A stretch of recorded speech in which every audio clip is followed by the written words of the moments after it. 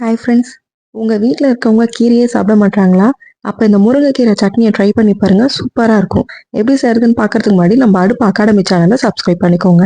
இப்போ ஒரு கடாயில் எண்ணெய் ஊற்றி எண்ணெய் லைட்டாக காஞ்சதும் 2 வரமிளகா, ஒரு விரல் சைஸு இஞ்சி, ஒரு 5லேருந்து 6 பூண்டு எல்லாத்தையும் போட்டு நல்லா ஒரு புரிய விட்டுட்டு, அரிஞ்சு வச்சிருக்கிற 3 வெங்காயத்தையும் போட்டு நல்லா வதக்கிட்டு, கூடவே அரிஞ்சு வச்சிருக்கிற தக்காளியும் போட்டு நல்லா வதக்கி விட்டுக்கலாம். இந்த ஸ்டேஜில் சட்னிக்கு தேவையான உப்பையும் ஆட் பண்ணி நல்லா ஒரு கிளறி விட்டுட்டு, வெங்காயமும் தக்காளியும் நல்லா வதங்கி வரட்டும். அது வரைக்கும் நல்லா வதக்கி விட்டுக்கலாம். வெங்காயமும் தக்காளியும் இந்த அளவுக்கு முக்கால் பதம் வதங்கி வந்ததும், இந்த ஸ்டேஜில் நம்ம எடுத்து வச்சிருக்கிற 2 கைப்பிடி முருங்கைக்கீரையை ஆட் பண்ணிக்கலாம். முருங்கைக்கீரையை திட்டமாக ஆட் பண்ணிக்கோங்க. அளவுக்கு அதிகமாக ஆட் பண்ணிங்கன்னா கசப்பு தெரிஞ்சிடும். அந்த சட்னி மாதிரி இருக்காது. அப்புறம் டேஸ்ட்டே மாறிடும். அதனால 2 கைப்பிடி போதுமானது. அதையும் போட்டு ஒரு 2லேருந்து 3 நிமிஷத்துக்கு நல்லா வதக்கி விட்டுக்கலாம். அப்பதான் கீரை நல்லா வதங்கி வரும்.